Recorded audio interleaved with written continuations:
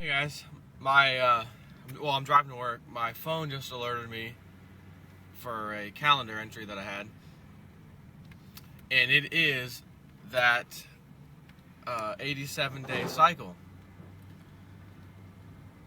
If you forgot, Patrick Garrell, which is his own 2012 expert in his own sense, or his own right, in a sense anyways, had said back in, I think it was July 31st, 2010. Well, and prior to that, he said, I think I may have, found something with this, some kind of cycle with the sun, and it's an 87-day cycle. It's actually 87 and a half days. He said, if I'm right, we should experience some kind of unusual high active sun, some kind of solar activity on or about, say, July 31st. Well, the very next day, and this was 2010, by the way, the very next day was August 1st, of course, and that's when the sun did, in fact, erupt into some kind of big, I think it may have been one of those times when it had this giant filament on there and it collapsed and caused a little solar flare or something. Basically, it was around the same time as all those floods that occurred last year in different parts of the world. I think one was in Pakistan where 20 million people were displaced, like 5 million people in China, from flooding, and then I forget the number, 50, 60 something, maybe even 100,000 from North Korea were affected by flooding. I mean, just crazy floods. This is all around the same time as that, I believe. There was also, we had the mudslides. I mean, there's all kinds of little things going on. Crazy stormy weather, just weird stuff. So we all started paying attention and said, okay, well, that's odd. Let's see if the next one happens. And then sure enough, 87 and a half days later, the next little event or whatever occurs. So we noticed the sun was in fact having little issues right around that time frame. So my calendar has just notified me, hey, check the sun, anything happen, plus or minus a week kind of thing. And let's think about that. What has just occurred on the sun just days ago?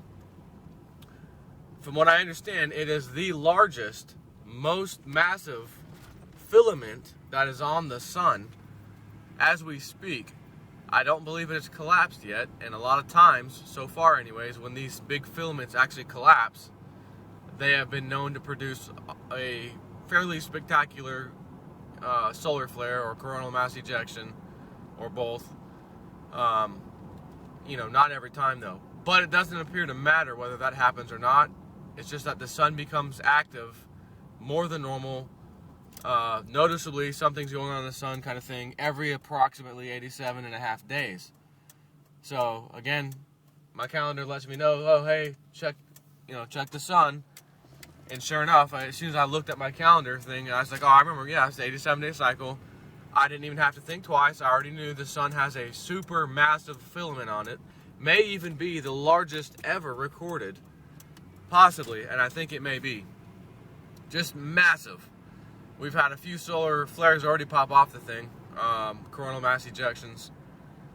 Nothing apparently that's scary, but still, nonetheless, it happened right around the same time as this cycle. I mean, within days. And I put on my calendar, I didn't put the exact 87 day. I think I put like a day or two earlier in some of my entries. It was a reoccurring entry that I put on my calendar on my, basically Outlook, my computer. And it just kind of gave me a heads up like a day in advance usually. So it may actually not be the 87-day cycle today. It may have been, maybe tomorrow. May have even been the day before, I'm not sure. But anyways, it's about that time. So we do have a problem with the sun. It is safe to say we could have some more major earthquakes or a major earthquake, as well as some type of flooding, crazy weather, just incredible weather kind of thing. We've already seen a little bit of that fairly recently, actually. Been some big-time tornadoes in some parts of the Midwest here over the last few days, but, that's not necessarily out of the normal.